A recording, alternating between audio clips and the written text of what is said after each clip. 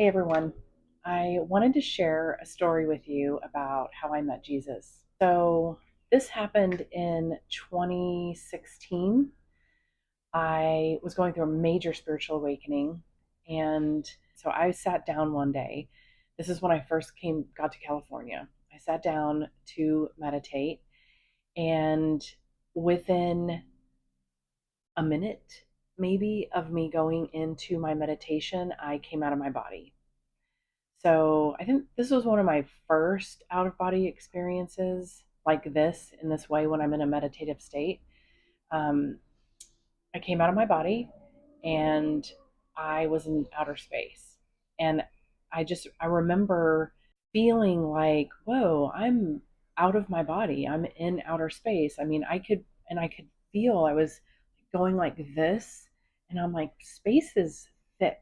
Like, space has tension in it. I'm like, the stuff, the dark stuff, the stuff that we can't see between the stars is something. You can feel it. And then I looked down and I was like, how am I in space? I can breathe. I'm in my jeans. And I'm just kind of processing where I'm at. I'm floating. I can see stars all around me and I can see the planets. And I hear very clearly, come to the light. And I look out and I'm like, where is this light? And I see way far in the distance this light. And I knew that was the light I was supposed to go towards. And so the second I made the decision to head toward the light, I came out of my body again, like out of my physical body. I turned into a light body. And I just remember going like really fast. And I remember thinking, like, I'm just light. I can go very fast. And I started passing these planets and I got to Saturn and I was floored. I was like, whoa. I could not believe I stopped and I was looking up at the planet. And for the longest time, I couldn't figure out because there was an illumination and I couldn't figure out what was illuminating the planet. But I have since figured out that it was me illuminating the planet because it kind of looked like a spotlight. I could see the rings, I could see debris floating, and I could see how fast it was going. And I started going like this in the rings, and I could see it like the light was illuminating all the dust particles and the little rocks and stuff. And I was like pushing the rocks out of the orbit and watching it. And then just within a few seconds, it would get sucked back into this like magnetic field. And I was just like, I don't know how long I was there, but I heard, come to the light. I'm basically like, stop fucking around and get to the light already. And so I was like, oh yeah, I forgot I'm supposed to be going to the light. So I end up on the way finding another planet, two planets actually. I'm not going to go into great depth about what happened on these planets, but one of them, everything was orange, one of them, everything was purple. And on the orange planet, I remember I got there and I had no reference for any of the objects. It was still in our universe. We had not found it, we've never seen it, but it was there. And I remember I could hear people, I could hear someone talking. But I remember looking at these things like kind of stacked up on each other, and I couldn't tell what they were because I had no mental reference for those objects. But I did see them on an atomic level. I could see the atoms vibrating, so I could see the shape that it was making, but I had no idea what that object was. It was just a few objects. They had different vibratory rates, so I could see that they were kind of separated and kind of stacked. And I just, you know, was like, whoa, like kind of, you're having the experience and then you're also processing at the same time. I leave that planet and on the way I find another planet and I'm just like I must just be right inside of their atmosphere. Or it didn't feel like there was an atmosphere, but I do remember on this one there was a sense of urgency like you need to go now. Like if they saw me, they could capture me, they could capture my light or they could like it was not good. And so I just kept going and eventually I got to the light and it kind of looked like a bridge. The light went out to infinity. on one side, and on the other side it was more stars and darkness. And to the right I look over, and it's this, like, it kind of looked like a set of bleachers that you would find back where they, like, in the old days where they would do storytelling and all sit around and kind of, it looked like something from ancient Rome. It was white, everything was white, and there were three people sitting on these bleachers. And as soon as I kind of like got up on the light platform, they stood up and started walking towards me. All three of them had cumulus clouds just around their heads. The two in the back I recognized as being these twin guides that were with me for a very short amount of time when I was starting to figure out who my guides were and understand what guides were and where they talked to me. These two would play jokes on me. They would mess with me and laugh and giggle, and I could hear them, and they had very playful energy. But I immediately, instantly recognized who they were. So they all three got up, they started walking towards me. Then the two in the back, the guides, they walked off to the side and they disappeared. The one in the front continued to walk towards me, and I was like, who is this? Like, what is this? This guy is wearing this long tunic all the way down to the top of his feet, and then he had like a little tunic jacket over it, and it went down to like his mid shin. And as he's walking, I'm like, what is he wearing? He looks like he's wearing Jesus robes. And I look down and I'm like, he's even wearing like Jesus shoes. So I kind of trace I'm looking at the fabric and all the detail. And I get up to like his face, and the cumulus clouds parted. And I was like, oh my God, it's Jesus. I mean, so it was unbelievable when I tell you the sensations, because first of all, the I mean, like, I was taking in everything that I was looking at, and I was looking even at the cumulus clouds, how cool they looked around his head. But when the clouds parted, I remember immediately I got this flash of this 7-year-old girl who is like a savant. She paints these pictures of Jesus, and she started painting when she was like 3, but her pictures of Jesus are the closest, at least compared to the version that he showed up as in front of me. They were the closest to what he actually looked like. He had olive skin, a little darker olive. Um, he had hair that was like maybe my length, curly, and about my a little darker than my color, ringlets. And I remember I just was like, oh my God, he's stunning. He's gorgeous. His eyes are gorgeous.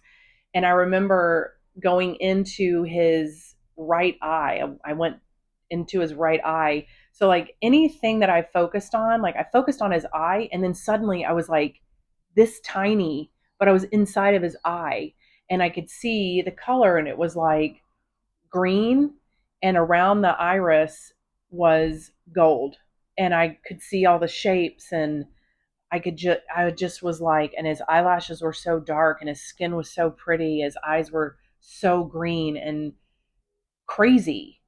And I just remember thinking like, whoa, like I kind of checked in with myself, like, okay, it's Jesus, like maybe you should greet him or something, but I could tell that he was giving me however much time I needed to process. And he was getting so much joy out of watching me have this realization and watching me like have this experience.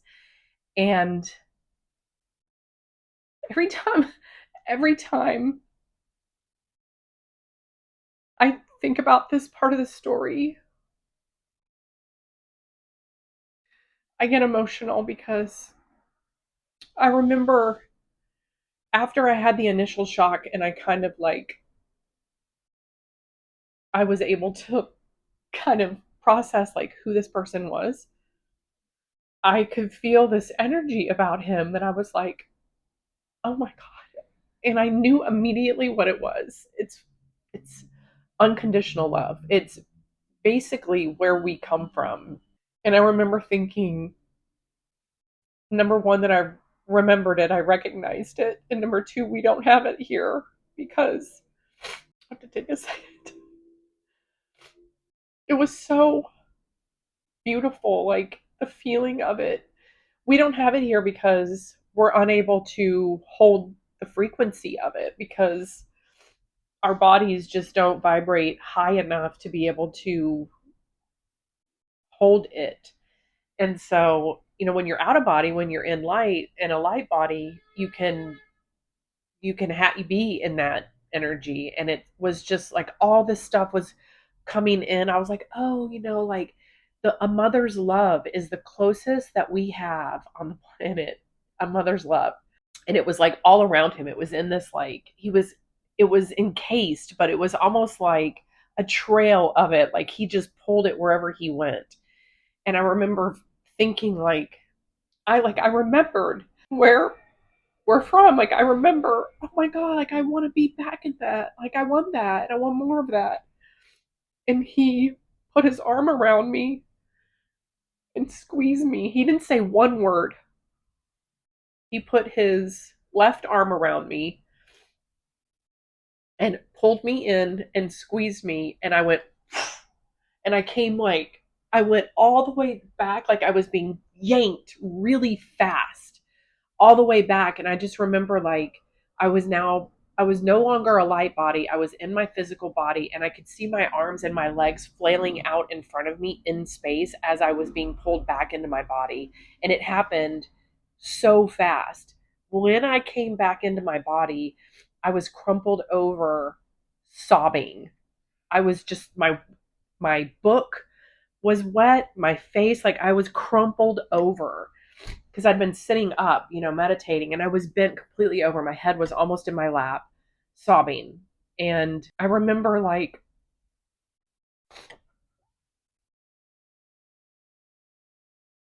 after coming out of that, and like, number one, I knew that I had gotten some kind of, I didn't know it. Like, it has taken me a few years to like figure all this out. Like, I had been activated for sure.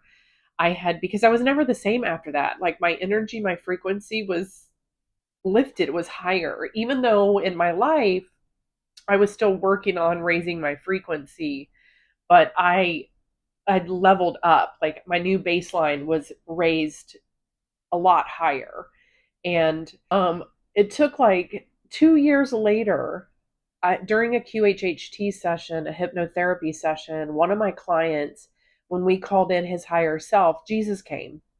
And I went through and asked all the questions for my client. And then I asked if I could ask a question to him. And he said yes, of course. And I said, you called me to you 2 years ago. What was the purpose of all of that? He said, because it's time to work and you were being activated. And and like there's been all these little things that have gotten plugged in. It's like the trail is being left, but the breadcrumbs are so far apart from each other that it's like I find a new breadcrumb and I don't understand that that one's connected to this one because they're so far apart. So it's like you ingest, like I've pulled the information in and integrate it, and slowly over time I have been able to, as I've been doing my inner work and my earthly human work, the more space that I make, the more those things kind of like congeal. I mean, they've already congealed, but I haven't been able to make the connection. I feel it in my heart, but consciously I'm like, okay, well, what does that actually mean? And I have asked the question many times. I've since then had visions where I've been asked if I would stay behind. And I'll share that in another video, but I have been asked if I would stay behind. I've had visions very clearly where I've had more out of body experiences where I've been asked if I would um, basically be one of the last ones to make it into this new earth energy because I can stay and help the scragglers or help those that are kind of on the fence. And, since I've gotten many, many, many, many, many downloads since then. But what's really cool is anytime I call on Jesus, he's there immediately. It feels like a veil just goes anytime I call on him. He's there and I feel him. And sometimes, like when the veil lifts and he's like, "Yes, may I help you?" kind of thing, I get like, I don't know what to say. Or it's like sometimes I'm just like, "Oh, Jesus, I love you so much." And every single one of us has the ability to make this connection. It's like our belief systems. I grew up as a Jehovah's Witness, and we were taught that, like, only the special 144,000 have special connection to God. And, what would make you believe anything that's, anything else is a demon? It's and it's just so crazy. It's just ridiculous. Every single one of us has an ability to make a connection to Jesus, to God, to source energy. I've even had experience with source energy, which I will tell you about in another video. But connecting with Jesus is something that you really want to do. Just begin, work on it, call out to him. It cannot come from a place of ego, because none of the archangels, no one's going to come because you just want to know what it's like, or you just have curiosity, or what have you. They will come when you are moving from a place in your heart, from like an authentic place and a place of desiring true connection. Now, there are probably some guides or archangels that are assigned to you, that are meant to guide you, that are just there waiting for you to begin to reach out to them. So, the way that you figure some of this stuff out is by spending more time within and less time out here in this 3D world. This 3D world is an illusion. It's meant to teach us. So everything we see out here is created from within. And if you want to access that, divine, like those upper realms, you start by activating your third eye, because this is basically like an antenna. It's like, we're tethered to source energy through our crown chakra. And if you want to increase your ability to have those conversations, you've got to start clearing that out. And that means your vibration has to go up. You have to do certain things like, stop using fluoride in your toothpaste. um, Raise your vibration by looking at the things that you're ingesting with your eyeballs and your ears and your mouth. Focus on positive things. Go in nature. That will immediately ground out the energy, all the like static and ickiness. Go in nature and then just sit quietly. Touch a tree, literally, because they will soak up all of that energy that you need to offload or exchange for a higher vibrational frequency in order to start to open that channel up. I will talk more about this in another video, but I will stop here because there's so much that I could say about channeling and opening up your or raising your frequency, opening up your connection, and how you do all of that, activating your clairs. That's for another time. But if you've had a similar experience, I would absolutely love to hear what your experience was, and I'm sure everybody else viewing would as well. So leave it in the comments. And thank you for being here, and thank you for listening. And I will see you guys in the next video. I love you.